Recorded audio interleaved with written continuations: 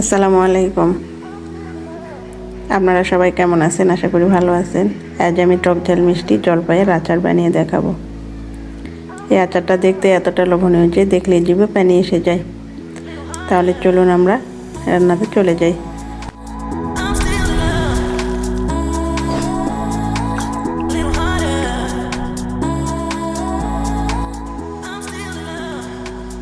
আমরা এই জলপাইয়ের আচারটা করার জন্য এখানে 1.5 কেজি পরিমাণ জলপাই নিয়েছি। আপনারা এরকম পরিপক্ক জলপাই নিতে চেষ্টা করবেন, তাহলে আচারটা খেতে খুবই ভালো হয়। আর যদি এরকম ছোটো সাইজের জলপাই হয় তাহলে আচারটা খেতে বেশি ভালো হয় না। তো প্রথমে আমরা এই জলপাইগুলো সেদ্ধ করে নেব। এই জলপাইগুলো সেদ্ধ করার জন্য আমরা চুলাতে একটি পাতিল বসিয়ে দিয়েছি এবং পরিমাণ মতো পানিও দিয়ে দিয়েছি। পানিটা গরম হলে আমরা জলপাইগুলোতে ঢেলে দেব। আমাদের জলপাইয়ের পানিতে বলক চলে এসেছে, এবার আমরা জলপাইগুলো দিয়ে দেব। এরকম একটা ছাঁকনির সাহায্যে আপনারা জলপাইটা দেবেন, কখনোই ঢেলে দিতে যাবেন না, তাহলে কিন্তু গরম পানি হাতে লেগে যেতে পারে। আমাদের জলপাইগুলো সেদ্ধ হতে থাক, ততক্ষণে আমরা মশলাটা রেডি করে নিই। আমরা এখানে জলপাইয়ের মশলাটা রেডি করবো। এই জন্য এখানে 1.5 টেবিল চামচ পরিমাণ মিষ্টি মহুরি, 2 চা চামচ আস্ত জিরা, 2 চা চামচ ধনে, 4 টুকরোর মতো দারুচিনি এবং 4টি সাদা এলাচ এবং 7-8টি শুকনো মরিচ আমরা নিয়েছি। এবার এটা আমরা শুকনো তাওয়ায় ভেজে নিই। আমরা চুলাতে একটি কড়া বসিয়ে দিয়েছি। প্রথমে আমরা মরিচ আর দারুচিনি এবং এলাচটা একটু ভেজে নেব কয়েক সেকেন্ডের মতো।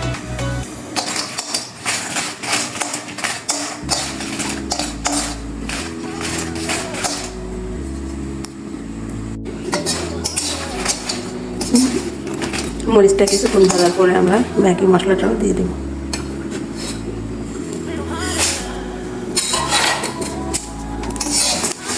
এই সময় চুলের আঁচটা একদম বসে থাকবে। কড়া তাপেই মশলাটা ভাজা হয়ে যাবে। যখন মশলাটা এভাবে ফুটতে শুরু করবে এবং খুব সুন্দর একটা গন্ধ ছাড়াবে, তখন আমাদের মশলাটা হয়ে যাবে। এবার আমরা চুলাটা বন্ধ করবো। মশলাটা কোনোভাবে পোড়া যাবে না, তাহলে আচারটা খেতে ভালো হবে না। এবার আমরা এটা ব্লেন্ড করে নেব। আপনারা শিলপাটাতে কেটে নিতে পারেন।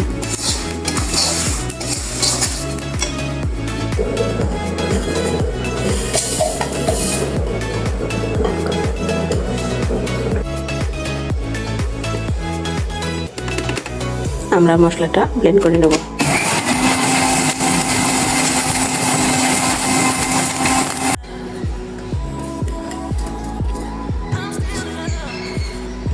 আমরা মশলাটা ব্লেন্ড করে নিয়েছি। আমাদের জলপাইটা সেদ্ধ হয়ে গেছে। যখন জলপাইয়ের গায়ে এরকম ফাটা ফাটা দাগ দেখতে পাবেন, তখন বলবেন এটা খুব ভালোভাবে সিদ্ধ হয়েছে। এটা সিদ্ধ করতে 15 থেকে 20 মিনিটের মতো আমার সময় লেগেছে। আপনারা যদি এটা গরম পানির ভিতরে আরও 5 মিনিট রেখে দেন, তাহলে খুব আরও ভালোভাবে সিদ্ধ হবে।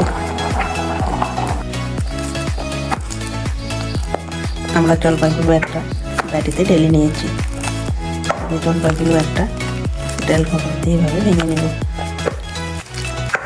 আমি এই কাজটা গরম করছি, তাই এখানে হাত দিয়ে নিই। যদি আপনাদের হাতে সময় থাকে তাহলে এটা হাত দিয়েও ভালোভাবে ভেঙে নিতে পারবেন।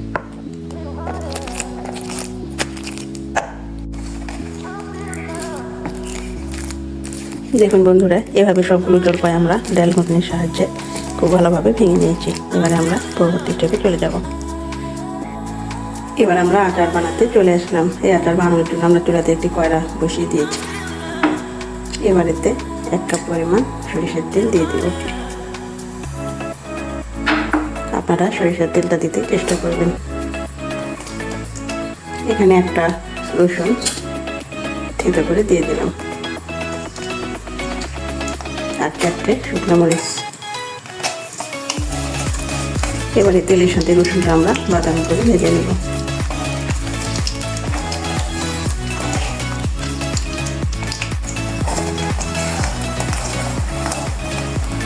তেলে যখন বলক চলে আসবে, তখন এরকম ফেনার সৃষ্টি হবে।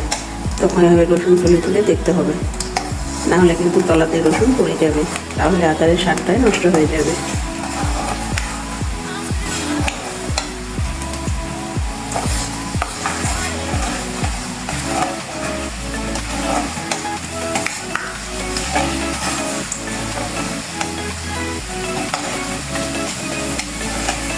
রসুনটা একটু হালকা বাদামি হতে এতে আমরা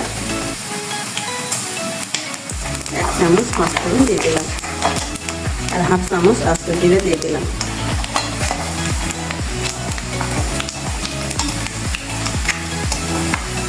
এবার এতে আমরা আচারটা দিয়ে দেবো, মানে জলপাইয়ের যে মিশ্রণটা বানিয়ে রেখেছিলাম সেটা দিয়ে দেবো। জলপাইয়ের সমস্ত মিশ্রণটা আমরা এই তেলের মধ্যে দিয়ে দিলাম এবং হালকা হাতে মিশিয়ে নেব।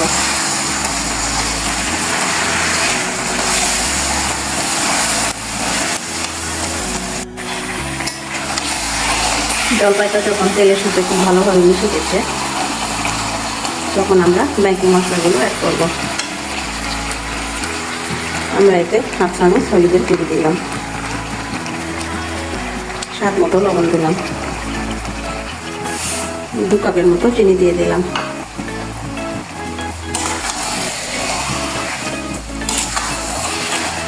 হলুদটা শুধু কালারের জন্য, মরিচটা আপনাদের ইচ্ছা মতো দেবেন।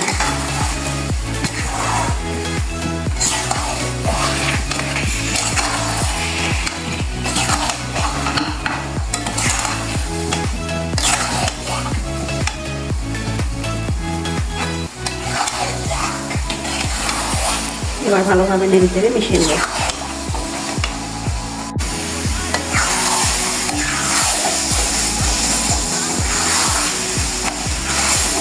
এই পর্যায়ে অবিরাম নাড়তে হবে, না হলে নিচে লেগে যাবে। এভাবে যখন আচারের পানিটা শুকিয়ে আসবে, একটু ঘন টাইপের হবে, তখন আমরা যে মশলাটা বানিয়ে রেখেছিলাম সেটা দিয়ে দেব।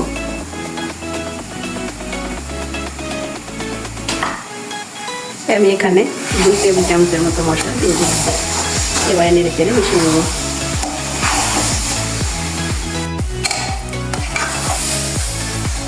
নেড়তে নেড়তে যখন আচারটা এরকম শুকনো হয়ে যাবে তখন যে ম্যাগি মশলাটা আছে আমরা সেটাও দিয়ে দেবো।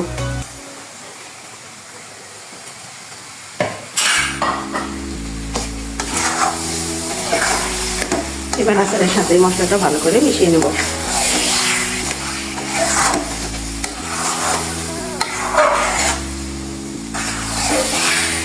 মশলাটা মিশিয়ে নিলে আমাদের আচারটা পুরোপুরি রেডি। আমি এখানে 3 কাপের মতো চিনি ব্যবহার করেছি। আপনারা যেরকম মিষ্টি খেতে চান সেরকম মিষ্টি দিয়ে দেবেন। আপনারা যদি আচারটা সংরক্ষণ করতে চান তাহলে অবশ্যই এতে 2 টেবিল চামচ ভিনেগার দিয়ে দেবেন। আমার এখানে আচারটা 2-4 দিনই শেষ হয়ে যাবে, এই জন্য আমি এটা স্কিপ করলাম। তো বন্ধুরা, আমাদের আচারটা পুরোপুরি রেডি। আমরা চুলাটা বন্ধ করবো। যখন আচারটা শুকিয়ে যাবে তখন আমার একটু টাইট হয়ে যাবে।